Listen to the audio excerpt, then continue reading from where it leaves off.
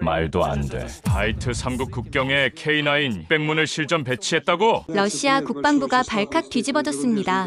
21세기에도 여전히 영토 확장 야욕을 버리지 못한 중세시대의 사고방식 수준에 머물러 있는 러시아와 중국. 그런데 그 러시아가 발트 3국 침공 계획을 전격 철회했습니다. 한국, 정말 감사합니다. 당신들이 우리의 생명을 구했습니다. 제2의 우크라이나가 될 뻔했던 발트 3국 에스토니아, 라트비아, 리투아니아 전 국민이 거리로 쏟아져 나와 눈물을 흘렸습니다. 소련의 소나기에서 벗어난 후에도 끊임없는 러시아의 위협 속에서 그들이 독립을 지켜낼 수 있었던 충격적인 비밀, 지금 바로 공개합니다. 리투아니아 빌뉴스의 새벽 3시 14분, 요란한 경보음이 사령부 전체를 뒤흔들었습니다.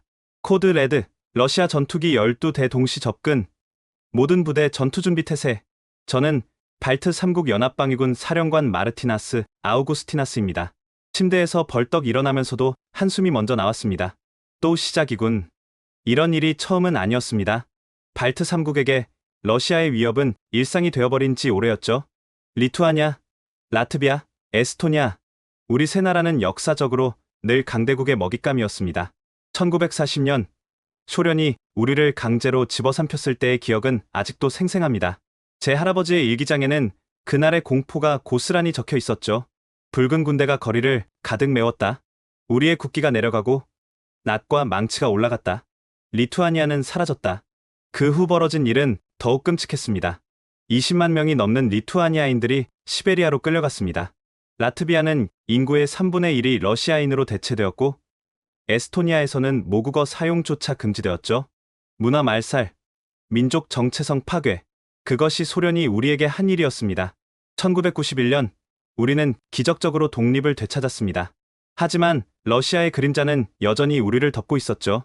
상황실로 뛰어들어가니 레이더 스크린에 붉은 점 12개가 불길하게 깜빡이고 있었습니다.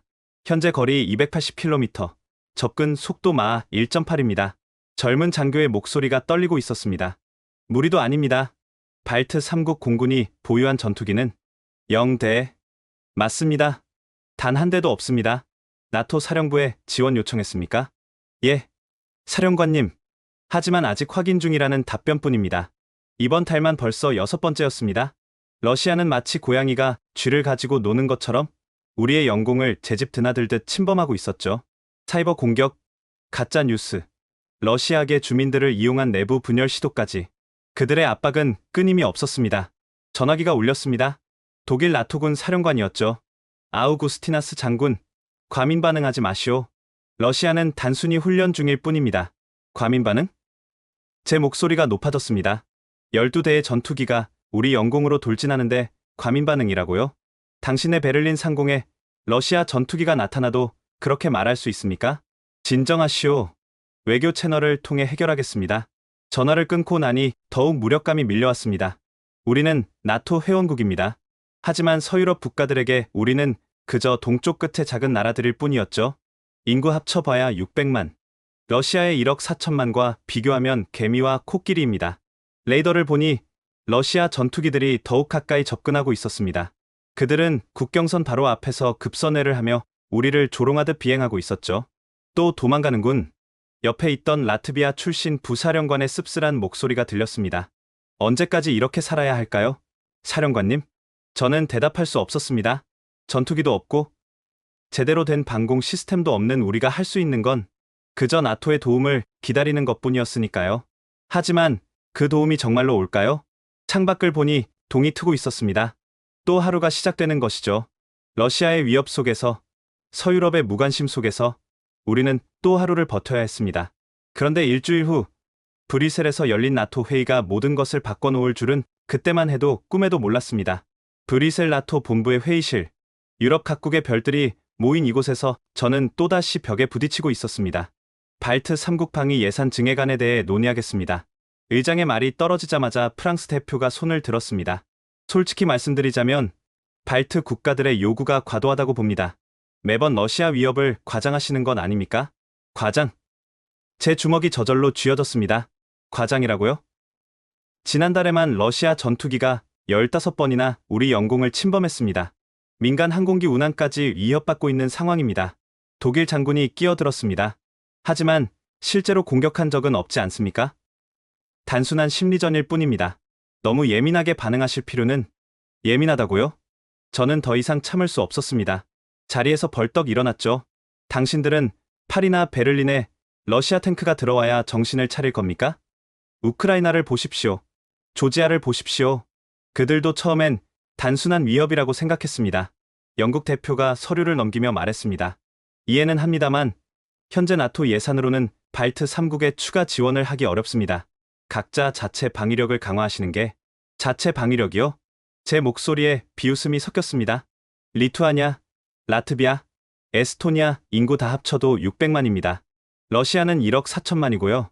예산 늘려준다고 해서 우리가 러시아를 막을 수 있다고 생각하십니까? 침묵이 흘렀습니다. 그들도 알고 있었죠. 우리가 얼마나 절망적인 상황인지를. 네덜란드 제독이 조심스럽게 입을 열었습니다. 그래도 나토 5조가 있지 않습니까? 한 국가가 공격받으면 모두가 5조요? 제가 냉소적으로 웃었습니다. 2008년 조지아 전쟁 때 서방은 뭘 했습니까? 2014년 크림반도 합병 때는요.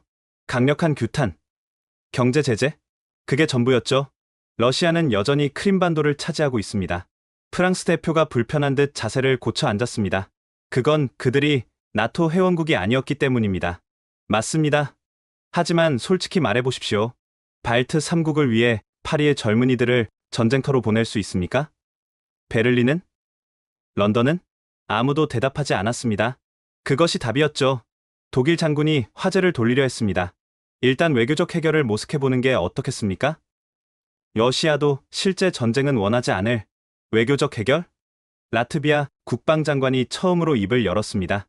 80년 전 우리 할아버지들도 그렇게 생각했습니다. 소련과 평화협정을 맺었죠. 그리고 어떻게 되었습니까?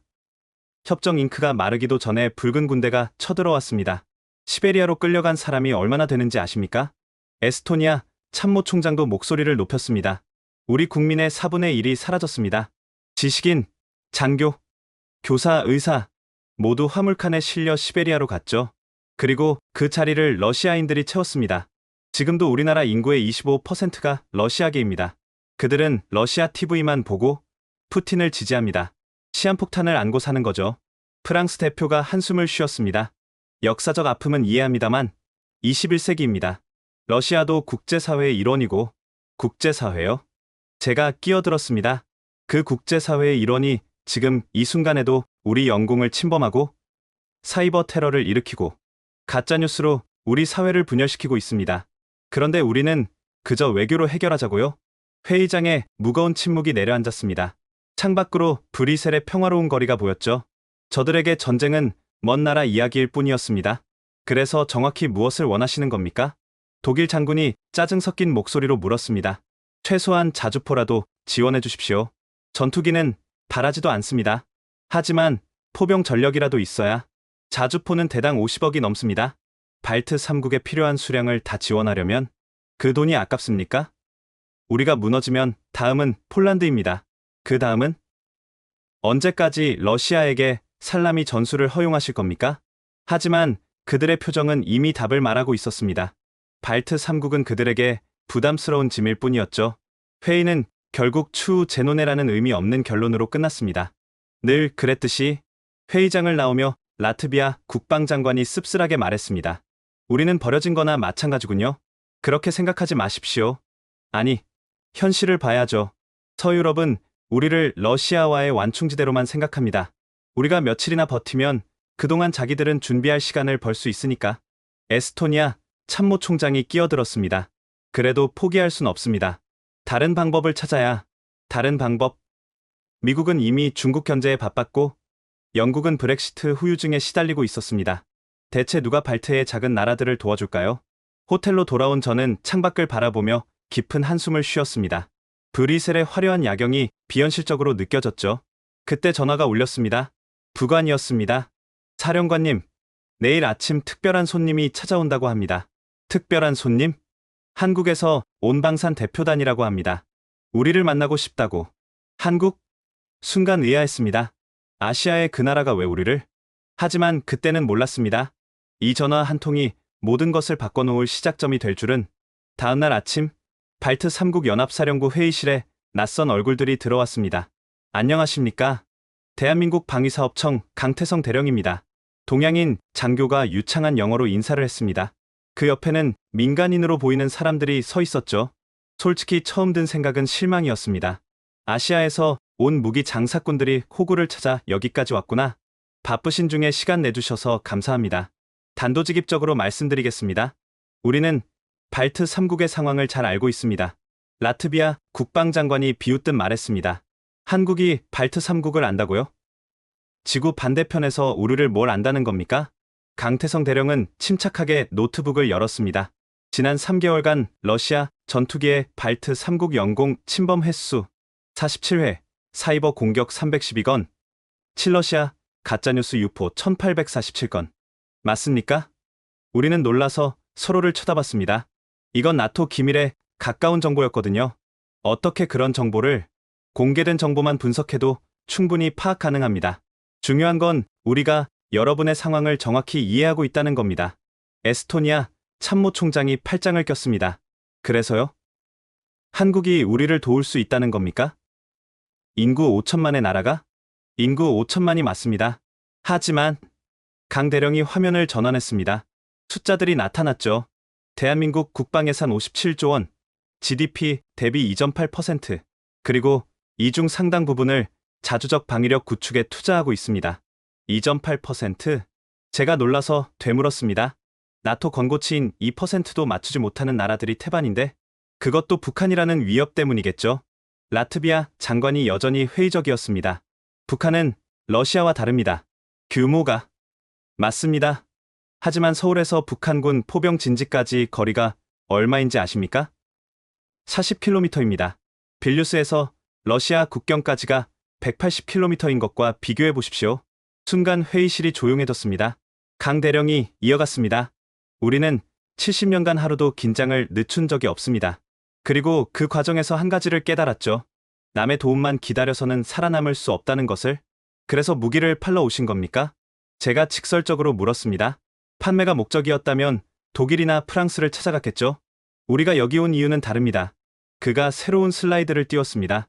K9 자주포의 사진이었죠. K9 천둥, 사거리 40km, 분당 6발 사격, 최고 속도 시속 67km. 그리고 숫자들이 계속 나열되었습니다. 하지만 우리의 반응은 시큰둥했죠. 서유럽제 자주포들과 크게 다를 게 없어 보였으니까. 스펙은 인상적이네요. 하지만 독일의 판처하우비체 2000이나 프랑스 카이사르도 비슷한 성능 아닙니까?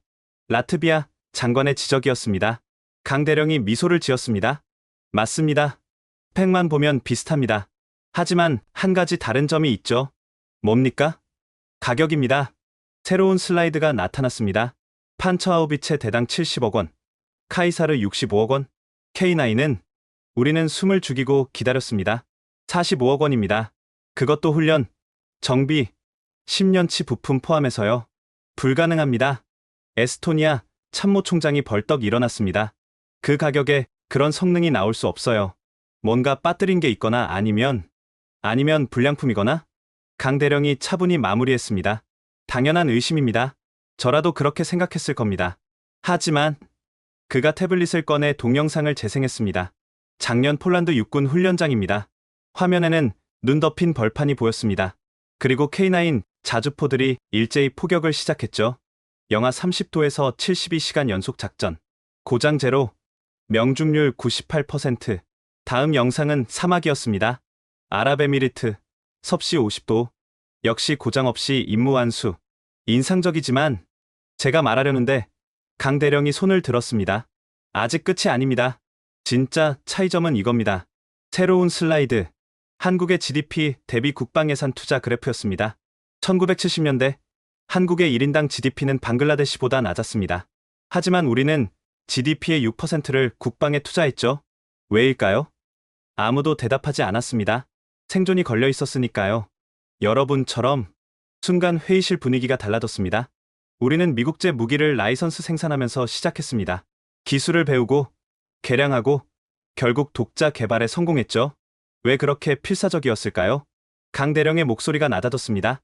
1950년 북한군이 서울을 점령했을 때 우리는 미국의 도움을 기다릴 수밖에 없었습니다. 수십만이 죽었죠. 그때 깨달았습니다. 다시는 무력하게 당하지 않겠다고 라트비아 장관이 조용히 물었습니다. 그래서 K9을 만든 겁니까? K9뿐이 아닙니다. K2 전차, K21 장갑차, 천공 미사일 모두 우리가 만듭니다.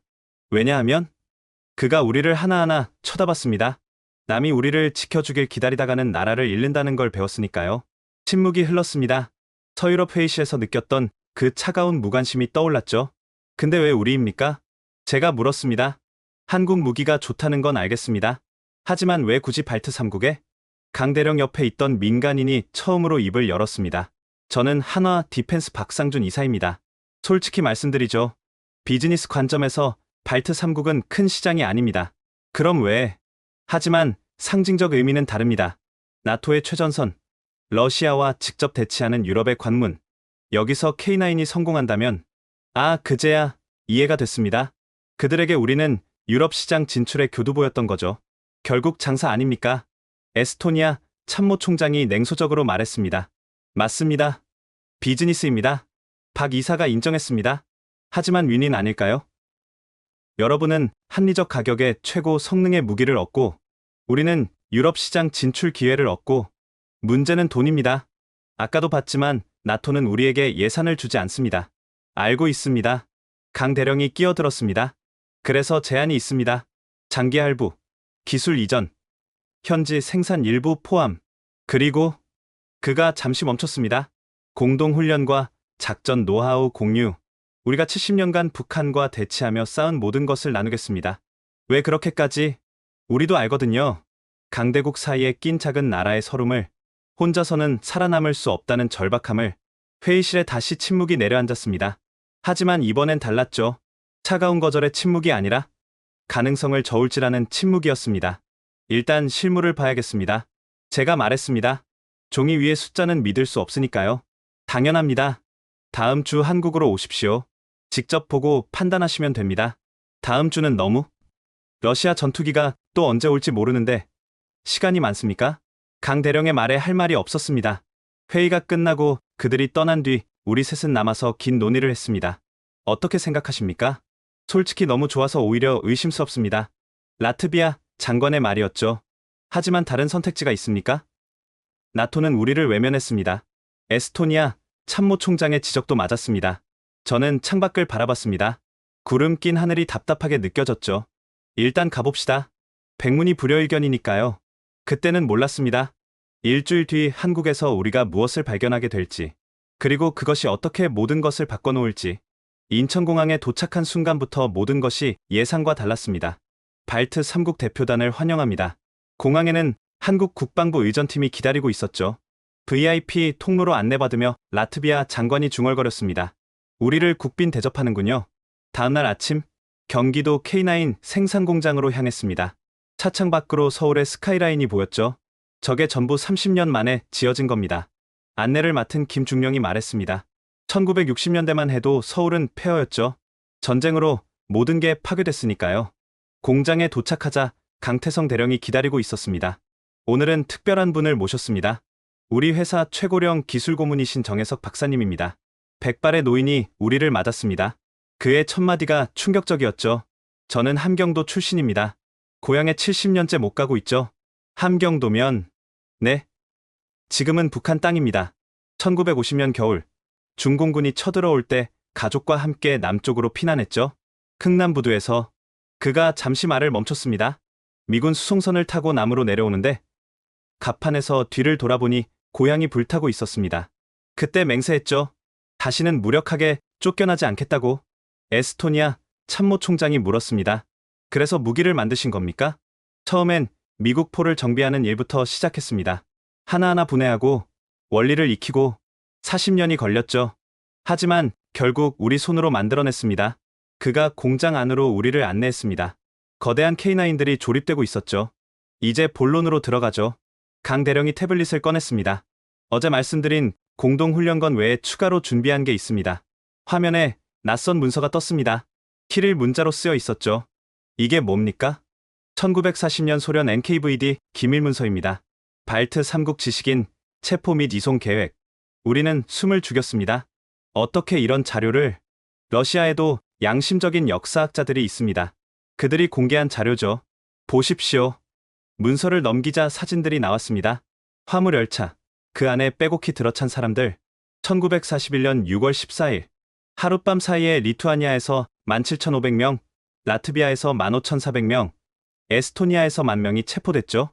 정 박사가 끼어들었습니다. 같은 시기 우리도 비슷한 일을 겪었습니다. 그가 다른 사진을 보여줬습니다. 역시 화물열차였죠. 1937년 스탈린의 명령, 연해주 고려인 17만 명 중앙아시아 강제 이주. 제 큰아버지도 그때 끌려가셨습니다. 고려인? 러시아에 살던 한인들입니다. 일제강점기에 독립운동하러 간 분들이 많았죠. 소련은 그들을 일본 스파이로 의심했습니다. 라트비아 장관이 놀란 표정으로 물었습니다. 그들은 어떻게 됐습니까? 카자흐스탄, 우즈베키스탄 벌판에 버려졌죠. 첫 겨울에 2만 명이 죽었습니다. 준비도 없이 영하 40도 벌판에 던져졌으니 침묵이 흘렀습니다. 정 박사가 이어갔습니다. 저희 할머니가 그러셨어요. 시베리아 횡단열차 화물칸에서 아이들이 울면 어머니들이 입을 막았다고. 소리가 밖에 들리면 총을 쏘니까. 우리 할머니도 같은 얘기를. 에스토니아 참모총장이 중얼거렸습니다. 화물칸에 변기도 없어서. 며칠을 그렇게. 맞습니다. 인간 이하의 취급이었죠. 강 대령이 끼어들었습니다. 그래서 우리가 여기 있는 겁니다. 같은 상처를 가진 사람들이니까요. 하지만 한국은 독립했고 발전했습니다. 우리와 달리 우리도 바닥에서 시작했습니다. 정 박사가 단호하게 말했습니다. 1953년 휴전 직후 서울의 1인당 국민소득 아십니까? 67달러였습니다. 아프리카 최빈국 수준이었죠. 그가 공장 창밖을 가리켰습니다. 저기 보이는 도시들 다 허벌판이었습니다. 하지만 우리는 포기하지 않았죠. 왜냐하면 그가 우리를 똑바로 쳐다봤습니다. 다시는 남에게 운명을 맡기지 않겠다고 결심했으니까요. 박상준 이사가 자료를 추가로 보여줬습니다. 1970년대 박정희 대통령 시절 GDP의 6%를 국방비로 썼습니다. 국민들은 굶주렸지만 무기 개발은 멈추지 않았죠. 독재자 아니었습니까? 라트비아 장관의 지적이었습니다. 맞습니다. 독재자였죠. 하지만 강 대령이 말을 이었습니다. 그가 만든 방위산업 기반이 오늘날 K9을 낳았습니다. 역사는 복잡하죠. 정 박사가 우리를 K9 실물 앞으로 데려갔습니다. 이 포신 봅니까? 만발을 쏴도 마모가 거의 없습니다. 왜 그런지 아십니까? 우리는 고개를 저었습니다. 포항제철 특수강입니다.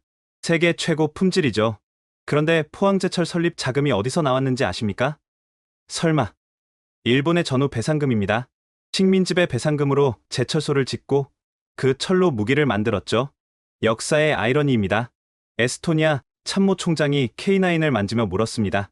정말 러시아제 무기보다 우수합니까? 러시아 2S19 무스타 아시죠? 스펙은 비슷합니다. 하지만 정 박사가 K9의 내부를 보여줬습니다. 디지털 사격 통제, 자동 장전, MBC 방호. 이건 21세기 무기고 무스타는 20세기 무기입니다. 하지만 러시아도 개량하고 있지 않습니까? 부품이 없습니다. 우크라이나 전쟁 이후 서방제 전자부품 수입이 막혔죠. 세탁기에서 칩을 빼서 쓴다는 소문도 있습니다. 그 말에 우리는 놀랐습니다. 강대국 러시아가? 강 대령이 설명을 더했습니다. 현대전은 기술전입니다. 숫자가 아니라 질이 결정하죠. 이스라엘 보세요. 인구 900만이 주변국 2억을 상대합니다. 이스라엘은 미국이 지원하지 않습니까? 우리도 처음엔 그랬습니다. 하지만 이제는 다릅니다. K9은 100% 한국 기술입니다. 정 박사가 갑자기 물었습니다. 혹시 발트 3국 국가 중에 수페 형제들 아시는 분 있습니까? 물론입니다. 라트비아 장관이 놀라며 대답했습니다. 소련 점령에 맞서 싸운 게릴라들이죠. 저희 할아버지도, 우리도 있었습니다. 독립군이라고 불렀죠. 만주벌판에서, 연해주에서 일본군과 싸웠습니다. 정 박사의 눈가가 촉촉해졌습니다. 하지만 해방 후에도 고향에 못 돌아왔어요. 소련이 있었으니까요. 중앙아시아에서, 사할린에서 평생 한국을 그리며 살다 가셨죠. 우리 수페 형제들도 그랬습니다. 1950년대까지 싸우다가 결국 전멸했죠. 에스토니아 참모총장의 목소리가 떨렸습니다. 강 대령이 조용히 말했습니다. 그래서 우리가 여기 만난 게 우연이 아닌지도 모릅니다. 같은 아픔을 아는 사람들이니까요. 공장 견학을 마치고 회의실로 돌아왔을 때 분위기는 완전히 달라져 있었습니다. K9 30대 3년 분할 지불 가능합니까? 제가 단도직입적으로 물었습니다. 50대까지 가능합니다. 그리고 박 이사가 서류를 꺼냈습니다. 정비 교육, 운용 훈련, 첫 2년 부품 무상 지원, 그리고 한국군 포병 장교단이 6개월간 파견 가서 도와드리겠습니다. 왜 그렇게까지? 사업이기도 하지만 강 대령이 창밖을 바라봤습니다. 강대국들은 우리를 도와주지 않았습니다. 우리끼리라도 도와야죠.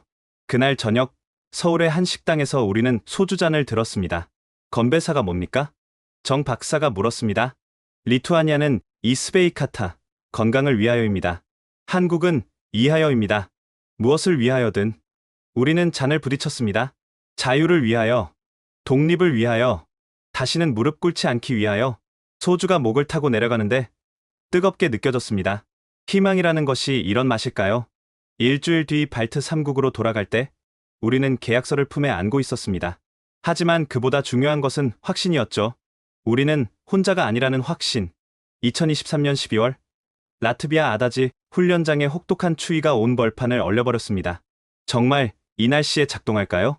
라트비아 포병대장이 걱정스럽게 물었습니다. 영하 25도. 모든 것이 얼어붙는 날씨였죠. 러시아제 2S1도 이런 날씨엔 시동 걸기가 어렵습니다. 예열에만 30분이, K9은 다릅니다. 한국에서 온박진수 소령이 자신 있게 말했습니다. 그는 K9 운용교관으로 파견된 6명 중 1명이었죠. 한국의 최전방철원, 영하 30도에서도 문제 없었습니다. 지금 보여드리죠. 발트 3국 포병 장교 50여 명이 지켜보는 가운데 박 소령이 K9에 올라탔습니다. 시동, 굉음과 함께 K9이 깨어났습니다. 예열 시간 제로, 디젤 엔진이 거침없이 울부짖었죠. 불가능해. 러시아제 장비에 익숙했던 에스토니아 포병 중령이 중얼거렸습니다. 어떻게 바로 시동이? 비밀은 배터리와 엔진 예열 시스템입니다.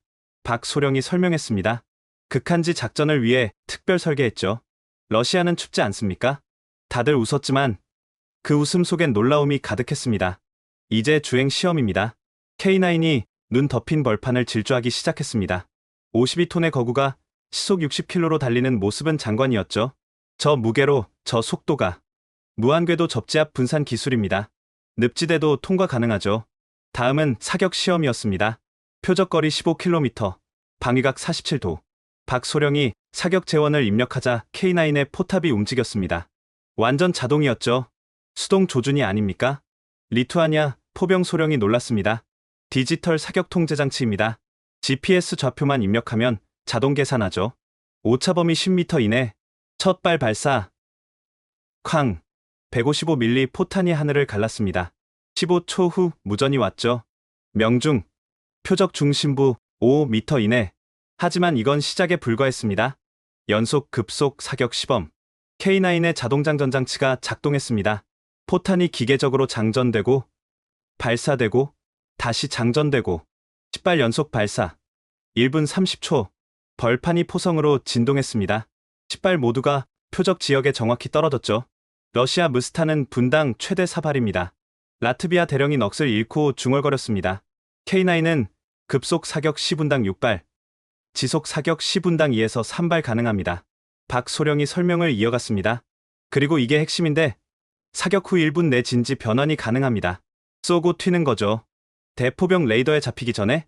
정확합니다. 현대전의 핵심이죠. 훈련에 참가한 발트 3국 포병들이 직접 K9을 운용해볼 차례였습니다.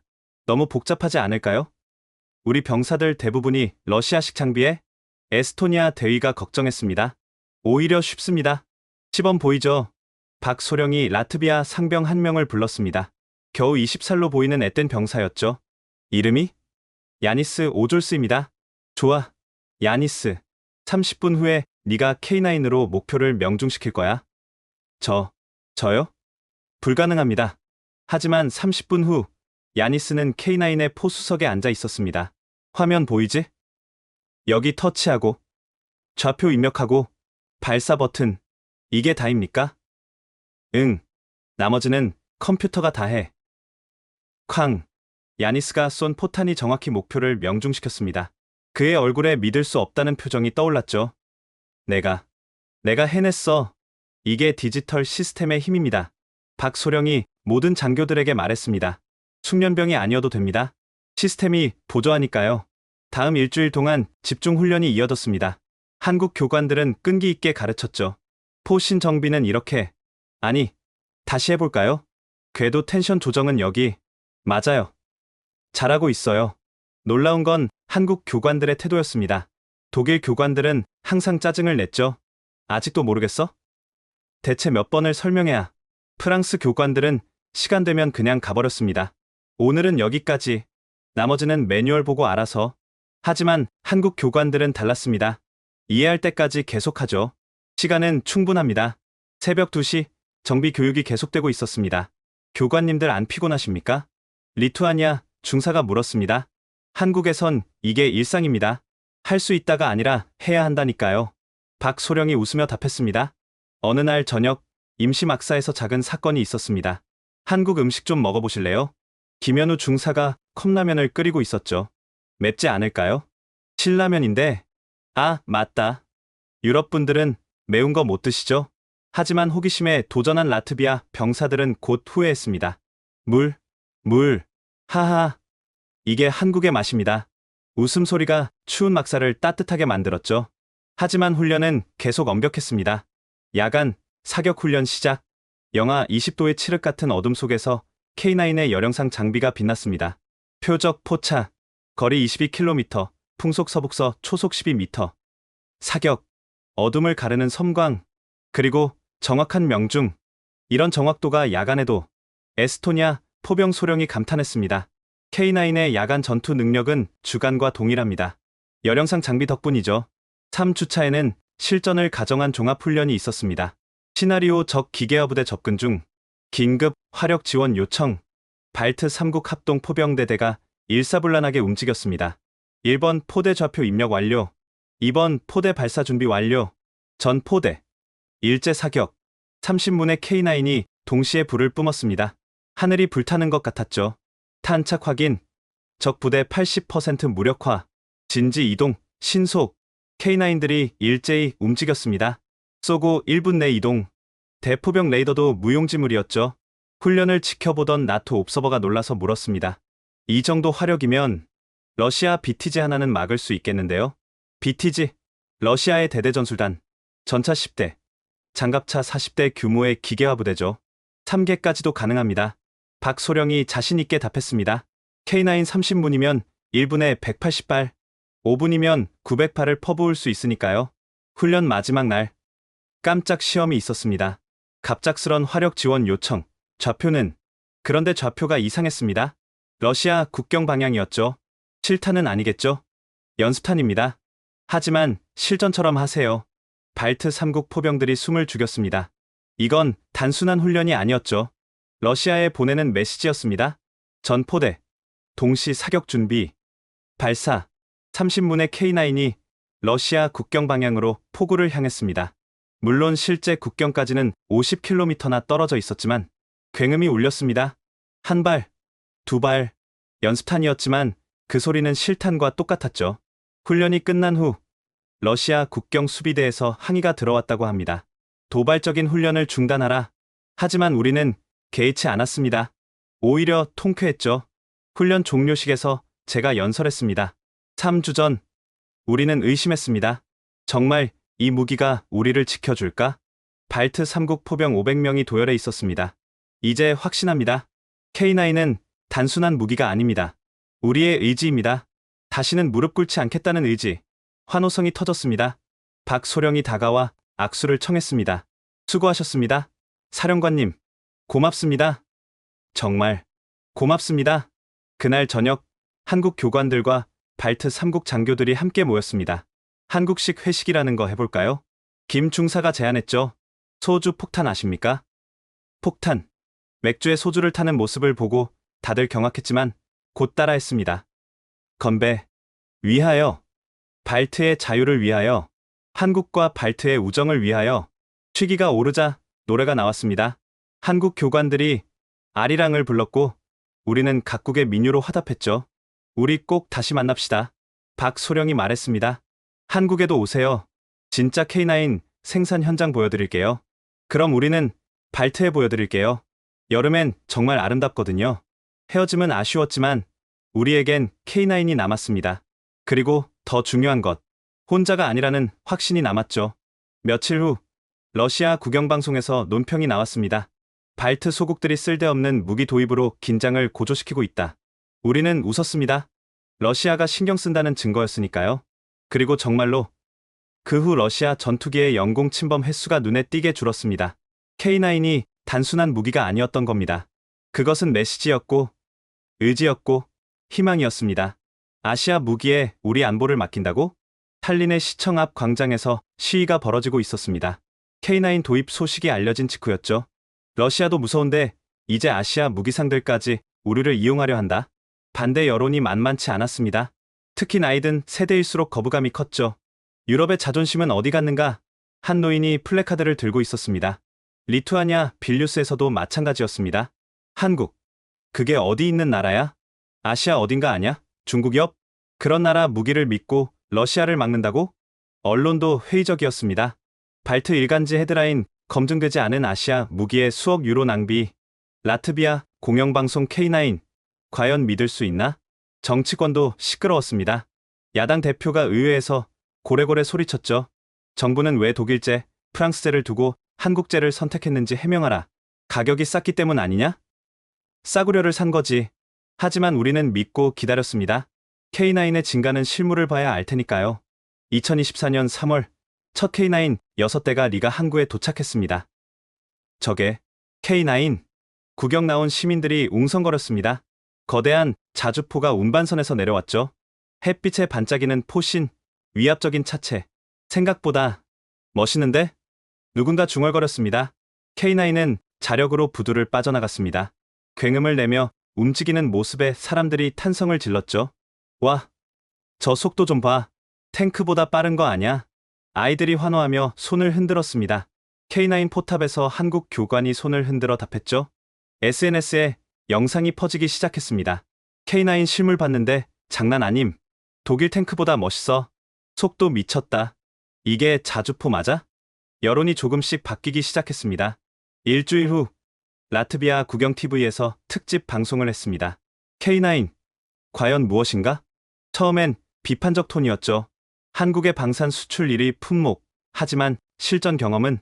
그런데 자료 조사를 하다 보니 톤이 바뀌었습니다. 잠깐, 폴란드가 600문 구매? 노르웨이도 24문의 추가 옵션? 호주, 이집트, 인도까지? 리포터가 당황했습니다. 이 정도면 검증된 거 아닙니까? 방송은 K9 개발 스토리로 이어졌습니다. 1990년대 한국은 미국제 M109를 사용했습니다.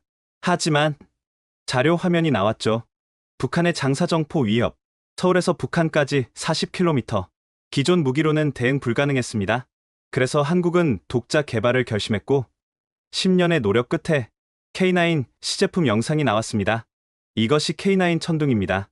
스튜디오에 초대된 군사 전문가가 설명했습니다. 솔직히 저도 처음엔 의심했습니다. 하지만 스펙을 보면 사거리, 연사력, 기동력, 모든 면에서 러시아제를 압도합니다. 특히 디지털 사격 시스템은 나토 표준보다 앞섰죠. 앵커가 물었습니다. 그런데 왜 이렇게 싸죠? 한국의 대량 생산 능력입니다. 삼성, LG 아시죠? 그런 제조업 기술이 방산에도 적용된 겁니다. 방송 후 여론이 확 바뀌었습니다. 600문을 팔았다고? 그럼 검증된 거네. 폴란드도 러시아 옆인데. 걔들이 바보도 아니고. 다음 주 에스토니아 탈린에서 K9 공개 시연회가 열렸습니다. 수천 명의 시민이 모였죠. 신사숙녀 여러분, K9 자주포를 소개합니다. K9이 등장하자 환호성이 터졌습니다. 시속 67km 주행, K9이 폭주했습니다. 관람석이 흔들릴 정도였죠. 와, 하. 이제 사격 시범. 쾅, 쾅, 쾅. 연속 사격에 땅이 진동했습니다. 1분에 6발. 세계 최고 수준입니다. 아이들은 귀를 막으면서도 신나했고 어른들은 진지한 표정으로 지켜봤죠. 한 노인이 눈물을 흘렸습니다. 드디어 우리도 제대로 된 무기를. 그는 1940년 소련 침공 때 가족을 잃은 사람이었습니다. SNS는 난리가 났습니다. K9 직접 봤는데 소름 돋음. 러시아 애들 이제 함부로 못 덤빌 듯. 한국 형님들 고마워요. 언론의 논조도 180도 바뀌었습니다. K9, 발트의 수호신이 되다. 한국의 기술력, 유럽을 놀라게 하다.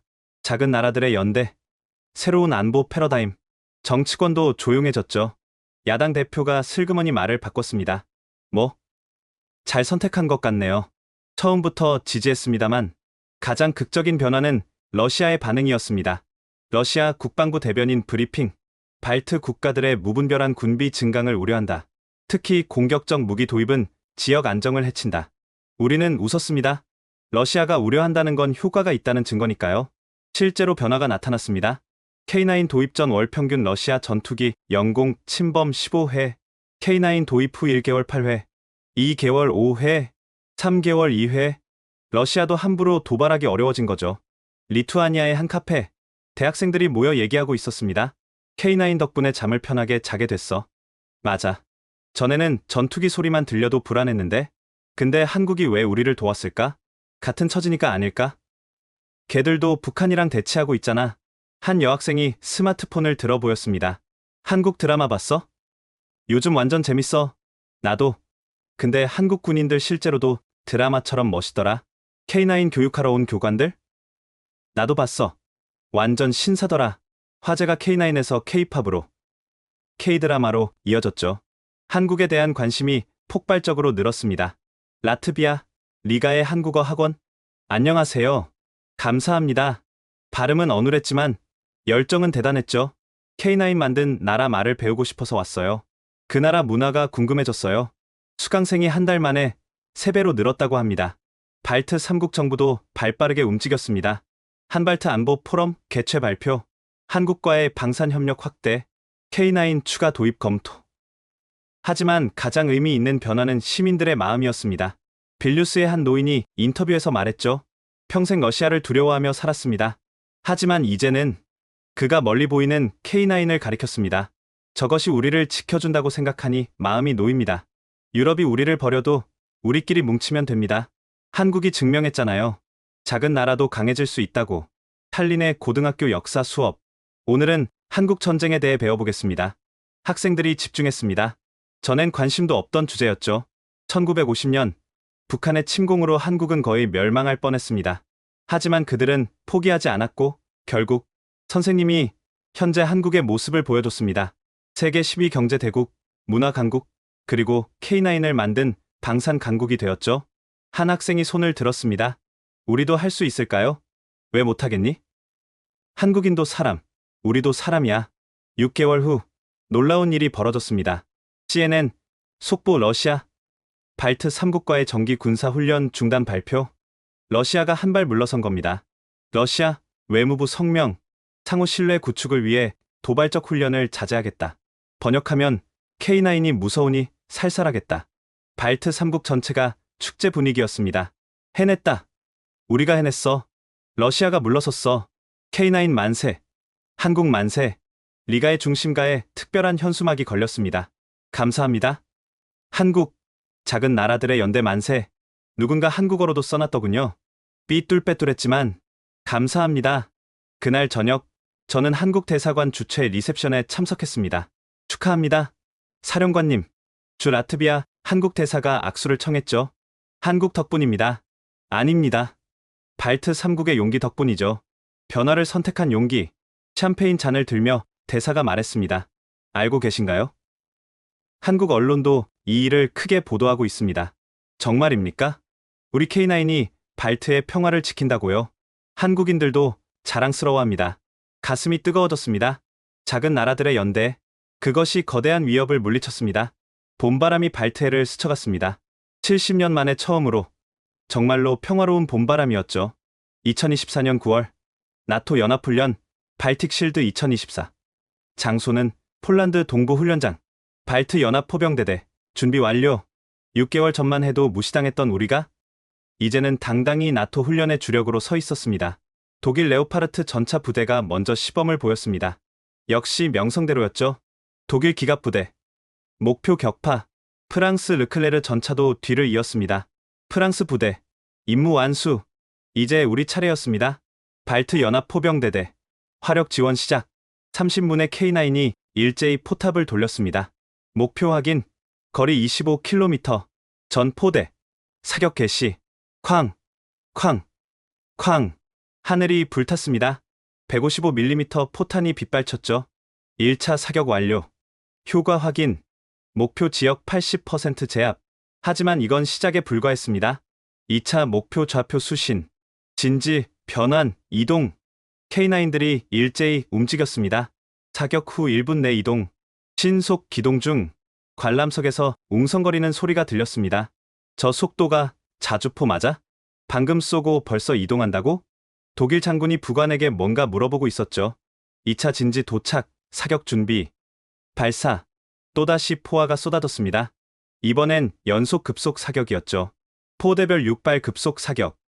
발사. 30초 만에 180발이 날아갔습니다. 목표 지역은 그야말로 지옥이 됐죠. 목표 완전 제압. 소요 시간 4분 37초. 심판관이 믿을 수 없다는 표정이었습니다. 동일 임무 독일군 소요 시간 8분 12초. 프랑스군 7분 45초. 발트 연합군 4분 37초. 1위입니다. 순간 정적이 흘렀습니다. 그리고 누군가 박수를 치기 시작했죠. 폴란드 장교들이었습니다. 브라보. 훌륭합니다. 박수가 퍼져나갔습니다. 하지만 모두가 기뻐한 건 아니었죠. 독일 기갑부대 지휘관이 다가왔습니다. 자주포로 어떻게 이런 속도가? K9의 디지털 사격 통제 덕분입니다. 제가 담담히 답했죠. 그리고 한국 교관들의 훈련 덕분이고요. 프랑스 포병 대령도 와서 물었습니다. 사격 정확도가 이게 정말 GPS 유도탄이 아니고 일반 포탄입니다. K9의 탄도 계산 컴퓨터가 정확할 뿐이죠. 점심시간 나토 고위 장교들이 모인 자리. 발트 애들이 왜 저렇게 달라졌지? K9이라는 한국 무기 때문이래. 한국? 아시아의 그 한국? 그래. 근데 성능이 장난이 아니야. 독일 중장이 불편한 듯 말했습니다. 운이 좋았을 뿐이야. 실전은 다르지. 하지만 오후 종합 전술 훈련에서 그 말은 완전히 뒤집혔습니다. 시나리오 적 기갑부대 대규모 공격 아군 방어전. 독일 기갑부대 전방 방어. 프랑스 부대 측면 엄호. 발트 포병대대 화력 지원. 전투가 시작됐습니다. 적 전차 60대 접근 중 독일 레오파르트가 맞섰지만 수적 열세였죠. 독일 부대 후퇴 중. 바로 그때였습니다. 발트 포병 차단 사격 개시. K9의 포화가 적 전차와 아군 사이를 가로막았습니다. 정확한 차단선 형성. 적 전차 전진 저지. 하지만 적도 만만치 않았습니다. 적 포병 반격. 대포병 레이더 가동. 순간 K9들이 흩어졌습니다. 진지 변환. 신속 이동. 적 포탄이 떨어졌지만 이미 K9은 그곳에 없었죠. 빗나갔다. 발트 포병 건재. 그리고 다시 반격. 새 진지에서 사격 재개. 이번엔 적 포병 진지를 노렸습니다. 적 포병 진지 타격. 명중. 적 화력 50% 감소. 전세가 역전됐습니다. 독일 전차들이 반격에 나섰고 프랑스 부대가 측면을 쳤죠. 적 패주. 아군 승리. 심판부 평가가 나왔습니다. 최우수 부대 발트 연합 포병대대. 결정적 기여 정확한 차단 사격과 대포병전 수행. 믿을 수 없는 결과였습니다. 서유럽 강대국들을 제치고 1위. 독일 중장의 얼굴이 불그락불그락했죠. 이건 말이 안 돼. 하지만 숫자는 거짓말하지 않았습니다. 나토 본부 브리핑룸. 긴급 회의가 소집됐습니다. 오늘 훈련 결과에 대해 논의하겠습니다. 나토 작전사령관이 말을 시작했죠. 솔직히 충격적입니다. 발트 3국이 이런 전력을 갖추리라곤. 영국 장군이 손을 들었습니다. K9에 대해 자세히 알고 싶습니다. 제가 일어섰죠. K9 천둥. 한국산 자주포입니다. 사거리 40km. 최대 사속. 프레젠테이션을 하는 동안 좌중은 조용했습니다. 가격은요? 독일 피제트하우비체 2000의 65% 수준입니다. 웅성거림이 커졌습니다. 그 가격에 이런 성능이? 네덜란드 제독이 물었습니다. 정비는? 부품 수급은? 한국 측에서 10년 보증. 현지 정비교육 포함입니다. 프랑스 장군이 비아냥거렸습니다. 아시아 무기의 내구성을 믿을 수 있겠습니까? 폴란드가 654문 구매했습니다. 제 한마디에 좌중이 숨을 죽였죠. 654문이요? 네. 그리고 추가 구매 협상 중이죠. 이번엔 독일 중장이 공격했습니다. 하지만 전통이 없지 않습니까? 크룹, 라인메탈 같은. 맞습니다. 전통은 짧습니다. 제가 인정했죠. 하지만 삼성, 현대 아시죠? 30년 전엔 무명이었지만 지금은? 대답이 없었습니다. 한국은 필요하면 만듭니다. 최고 품질로, 최고 속도로. 벨기에 장군이 조심스럽게 물었습니다. 혹시 우리도 도입할 수 있습니까? 폭탄 발언이었죠. 독일과 프랑스 대표의 얼굴이 굳었습니다. 벨기에가 왜 아시아 무기를? 성능이 좋으면 되지 않습니까? 가격도 합리적이고. 분위기가 달아올랐습니다. 노르웨이 대표도 거들었죠. 우리는 이미 K9을 운용 중입니다. 매우 만족스럽죠. 북극 추위에도 문제 없습니다. 이제 판도가 바뀌었습니다. 네덜란드도 검토하겠습니다. 덴마크도 관심 있습니다. 체코도. 독일 중장이 주먹을 쳤습니다. 제정신들입니까? 유럽의 자존심은 어디 갔습니까? 자존심이 우리를 지켜줍니까? 제가 정면으로 받았죠. 6개월 전 우리가 도움을 청했을 때 뭐라 하셨죠? 과민 반응 말라. 외교로 해결하라. 기억나십니까? 프랑스 장군이 끼어들었습니다. 그건 그때 상황이 그때나 지금이나 러시아 위협은 같습니다. 제가 잘났죠. 달라진 건 우리가 K9을 갖게 됐다는 것뿐. 침묵이 흘렀습니다. 나토 사령관이 정리했죠. 각국이 알아서 결정할 문제입니다.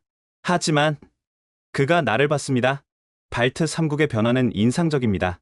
K9의 기여를 인정합니다. 회의가 끝난 후 복도에서 여러 나라 대표들이 다가왔습니다.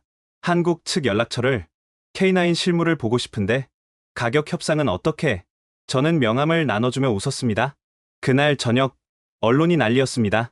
나토 훈련, 발트 3국 충격의 1위, K9의 위력, 유럽을 놀라게 하다, 독일 프랑스 방산 업계 비상, CNN, 한국 무기가 유럽 방산 판도를 바꾸고 있다, BBC 작은 나라들의 반란, K9이 그 중심에, 다음날 독일 라인메탈 주가가 5% 하락했습니다.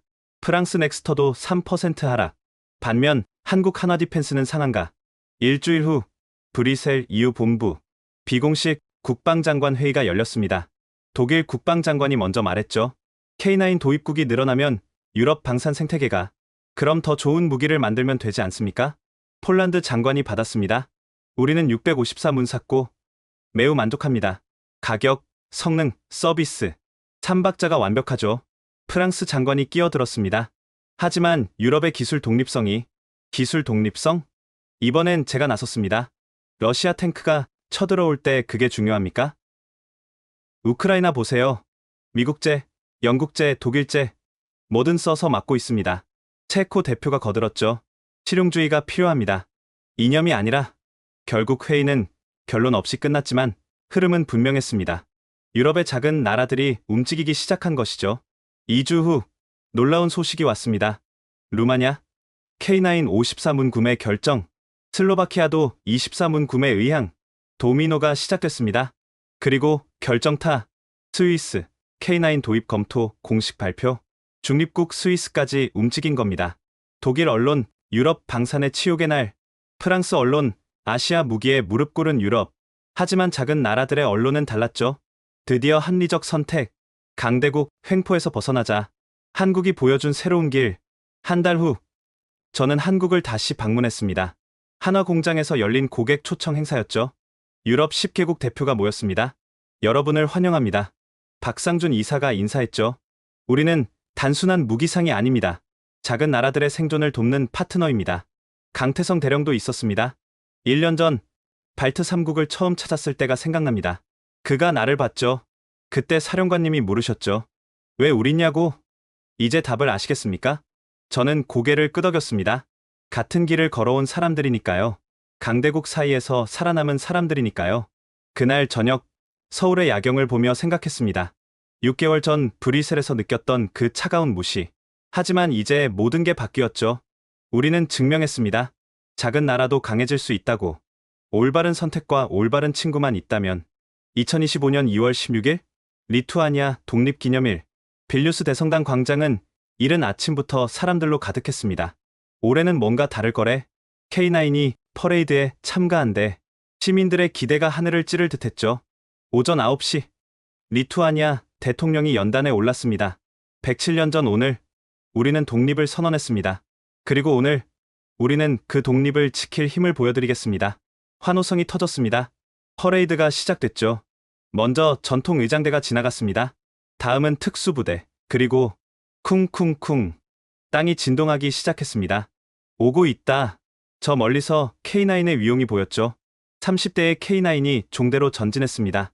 포탑에는 리투아니아 국기가 펄럭였죠. 우와! 함성이 폭발했습니다. K9이 광장에 들어서자 모두가 일어섰습니다. 노인들은 눈물을 흘렸고 아이들은 환호했죠. 저게 우리 거야? 그래, 우리 군대 거야. K9 선두 차량 포탑에 한 사람이 서 있었습니다. 한국 태극기와 리투아니아 국기를 함께 든 박진수 소령이었죠. 한국 만세, 리투아니아 만세. 군중 속에서 한 소녀가 튀어나왔습니다. 10살쯤 되어 보이는 아이였죠. 경호원들이 막으려 했지만 대통령이 손짓으로 허락했습니다. 소녀는 K9 앞으로 달려가 꽃다발을 들어 올렸습니다. 박소령이 포탑에서 내려왔죠. 아주 감사합니다라고 서툰 리투아니아어로 말했습니다. 소녀가 한국어로 대답했습니다. 감사합니다. 박소령이 놀라서 물었죠. 한국어 할 줄 아니? 학원에서 배워요. K9 만든 나라 말이요. 박소령은 소녀를 안아 올려 K9에 태웠습니다. 와! 관중석이 들썩였죠. 언론 카메라가 일제히 플래시를 터뜨렸습니다. 이 사진은 다음날 전 세계 일면을 장식했죠. 희망을 실은 K9. 퍼레이드가 계속됐습니다. 그런데 이상한 일이 벌어졌죠. 하늘을 보세요. 누군가 외쳤습니다. 맑은 하늘. 러시아 전투기가 없었습니다. 매년 독립기념일이면 어김없이 나타나던 러시아기가 처음이야. 한 노인이 중얼거렸습니다. 50년 만에 처음으로 깨끗한 하늘이야. 대통령이 즉석 연설을 했습니다. 보십시오. 러시아기가 없습니다. 왜일까요? 우리가 강해졌기 때문입니다. K9이 우리를 지키고 있기 때문입니다. 우레와 같은 박수가 쏟아졌습니다. 오후 2시, 라트비아 리가. 라트비아도 특별 퍼레이드를 준비했죠. 11월 18일이 공식 독립기념일이지만 리투아니아와 연대를 표시하기 위해서였습니다. 리가 구시가지를 K9 10대가 행진했습니다. 라트비아 만세, 발트 연대 만세. 시민들이 꽃을 뿌렸습니다. K9 위에 한국 교관들은 손을 흔들어 답했죠. 오후 4시, 에스토니아 탈린. 마찬가지로 에스토니아도 동참했습니다. 세 나라가 같은 날, 같은 마음으로 탈린 자유광장에 K9 10대가 도열했습니다. 에스토니아 총리가 연설했죠. 오늘은 역사적인 날입니다. 발트 3국이 진정한 방위력을 갖춘 날. 그리고 그가 잠시 멈췄습니다. 70년 만에 러시아 전투기 없는 하늘을 본 날, 환호성이 터졌습니다. 정말로 발트 3국 상공에 러시아기는 한 대도 없었죠. 저녁 6시 빌뉴스 대통령궁. 발트 3국 정상이 모였습니다. 그리고 특별 손님들, 한국 교관단이었죠. 오늘은 기적의 날입니다. 리투아니아 대통령이 말했습니다. 1940년 이후 처음으로 우리 하늘이 완전히 우리 것이 됐습니다. 라트비아 총리가 덧붙였죠. K9 덕분입니다. 아니, 한국 덕분입니다. 에스토니아 대통령도 거들었습니다. 작은 나라들의 연대가 이런 기적을 만들었습니다. 박진수 소령이 일어섰습니다. 저희도 감동받았습니다. 특히 그 소녀, 한국어로 인사했을 때 그의 목소리가 떨렸죠. 70년 전 한국에도 그런 소녀들이 있었습니다. 전쟁 중에도 희망을 잃지 않았던 그들이 있었기에 오늘의 한국이 있습니다. 그리고 이제 발트 3국도 그 길을 가고 있습니다. 리투아니아 대통령이 말했습니다. 한 가지 제안이 있습니다. 한발트 우정의 날을 만들면 어떨까요? 매년 오늘 2월 16일을 모두가 동의했습니다. 그날 밤 빌뉴스 구시가지 시민들의 자발적인 축제가 벌어졌죠. 자유 만세, 독립 만세, K9 만세. 누군가 한국 노래를 틀었습니다. 아리랑이었죠. 아리랑 아리랑 아라리요. 한국 교관들이 깜짝 놀랐습니다. 어떻게 이 노래를 유튜브에서 배웠어요? 젊은이들이 웃으며 답했죠. K9 만든 나라 노래잖아요. 어설픈 한국어로 따라 부르는 사람들. 한국 교관들은 눈시울이 붉어졌습니다.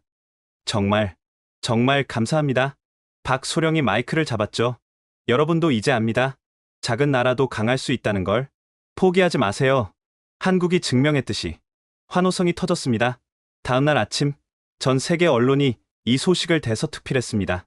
CNN, 발트의 기적, 70년 만에 평화로운 하늘, BBC, K9이 바꾼 동유럽 안보 지형, 르몽드 작은 나라들의 승리.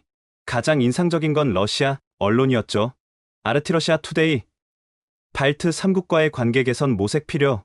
러시아도 인정한 겁니다. 함부로 할 수 없다는 걸. 일주일 후 놀라운 소식이 왔습니다. 러시아 발트 3국과 상호 불가침 협정 제안 70년 만에 처음이었죠. 물론 우리는 신중했습니다. 협정도 좋지만 K9은 계속 늘릴 겁니다. 억지력이 평화를 만드니까요. 3월 한국 정부 대표단이 발트 3국을 방문했습니다. 한발트 포괄적 동반자 관계 협정 서명식이었죠. 방산 협력을 넘어 경제, 문화, 교육 전반의 협력이었습니다. 한국 외교부 장관이 연설했습니다.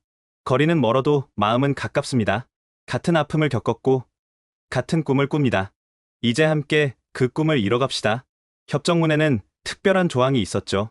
K9 현지 생산시설 구축, 한국 기술자 100명 파견, 발트 청년 500명 한국 연수, 진정한 동반자 관계였습니다. 4월 빌뉴스 근교 K9 정비센터 기공식이 열렸죠. 이제 우리도 K9을 직접 정비합니다. 일자리도 500개나 생깁니다. 삽을 뜨는 순간 또 다른 역사가 시작됐습니다. 6월 서울 발트 3국 청년 50명이 한국에 도착했습니다. 첫 번째 연수단이었죠. 와, 이게 진짜 한국이야? 드라마보다 더 멋있어. 그들은 K9 공장에서 연수받고 한국 문화를 배웠습니다. 그리고 무엇보다 희망을 배웠죠. 우리도 할 수 있다. 작은 나라도 강대국이 될 수 있다. 7월 다시 빌뉴스 특별한 행사가 열렸습니다. K9 포수 자격증 수여식. 발트 3국 포병 100명이 한국 인증 K9 마스터가 됐죠. 이제 여러분이 선생님입니다. 박소령이 악수를 청했습니다. 후배들을 잘 가르쳐 주세요. 그 중 한 명이 말했죠. 한국 덕분에 우리가 달라졌습니다. 이제 우리가 그 은혜를 이어가겠습니다. 2025년 2월 16일로부터 1년이 지났습니다. 우리는 더 이상 러시아의 위협에 떨지 않습니다. 왜냐하면 우리에겐 K9이 있고 더 중요한 것은 우리가 혼자가 아니라는 걸 알기 때문입니다. 2025년 7월 많은 것이 변했습니다. 발트 방위 동맹 준비 회의, 폴란드 바르샤바에서 역사적인 논의가 시작됐죠. 발트 3국과 폴란드, 핀란드가 손을 잡기 위한 첫걸음이었습니다. 러시아와 국경을 맞댄 우리들의 연대, 인구 합쳐 5천만. 더 이상 작은 세력이 아니었죠. 그리고 그 중심엔 K9이 있었습니다. 5개국 K9 보유, 목표 수량 800문. 이것이 실현되면 유럽 최대 K9 운용 세력이 될 것입니다. 저는 이 새로운 동맹의 초대 사령관 후보로 거론되고 있습니다. 1년 전만 해도 상상도 못했죠. 라트비아 국방장관이 웃으며 말했습니다. 러시아 눈치만 보던 우리가 이제는 동등한 대화를 준비하고 있으니까요. 맞습니다. 모든 게 달라졌죠. 탈린의 K9 정비센터, 103호기 정비 완료, 104호기 입고 이제 발트 3국 기술자들이 직접 정비합니다. 한국에서 훈련받고 돌아온 청년들이죠. 김 중사님이 가르쳐준 대로 하니까 되네요. 박소령님 방식대로 하면 30분이나 단축돼요. 그들은 한국 교관들을 잊지 않았습니다. 아니, 그들의 방식을 이어받았죠. 리가의 한 카페, K9 덕분에 우리가 달라졌어. 맞아. 이제 러시아도 함부로 못해. 한국이 보여준 길을 우리도 갈 거야. 빌뉴스의 한국어 학원. 오늘은 한국의 경제 발전에 대해 배워보겠습니다. 학생들의 눈이 반짝였습니다. 한강의 기적이 어떻게 가능했는지, 우리도 발트의 기적을 만들 수 있을까요? 왜 못하겠어요? 한국도 했는데 희망이 퍼져나가고 있었습니다. 그리고 가장 중요한 변화, 최근 러시아 국방부 발표, 발트 지역 군사훈련 규모 축소, 평화적 대화 채널 활성화 제안, 강한 힘이 진정한 평화를 가져온 것입니다. 제 사무실 창밖으로 K9이 보입니다. 우리의 수호자, 우리의 자존심, 그리고 한국과 우리를 이어준 다리. 1년 전 그날을 생각하면 아직도 가슴이 뜨거워집니다. 브뤼셀의 차가운 회의실에서 느꼈던 절망, 그리고 예상치 못한 곳에서 찾은 희망. 이제 우리는 압니다. 작은 나라도 함께하면 강해질 수 있다는 것을, 올바른 친구와 함께라면 불가능은 없다는 것을. 발트의 새로운 태양이 떠오르고 있습니다. 그리고 그 빛은 점점 더 밝아질 것입니다. K9과 함께, 한국과 함께, 우리의 미래는 우리가 만들어갑니다. 지금까지 발트 3국 연합방위군 사령관 마르티나스 아우구스티나스의 사연 어떠셨나요? 작은 나라들이 손을 잡을 때 어떤 기적이 일어나는지 우리는 또 한 번 목격했습니다. 130만의 에스토니아, 190만의 라트비아, 280만의 리투아니아. 하지만 이들은 더 이상 러시아의 그림자에 떨지 않습니다. K9 자주포는 단순한 무기가 아니었습니다. 그것은 희망이었고, 용기였고, 연대의 상징이었죠. 한국이 걸어온 길을 이제 발트 3국도 함께 걷고 있습니다. 여러분, 오늘 이 이야기가 감동적이셨다면 꼭 공유 부탁드립니다. 세계 곳곳에서 강대국의 위협에 맞서 싸우는 작은 나라들에게 희망의 메시지를 전하기 위해서요.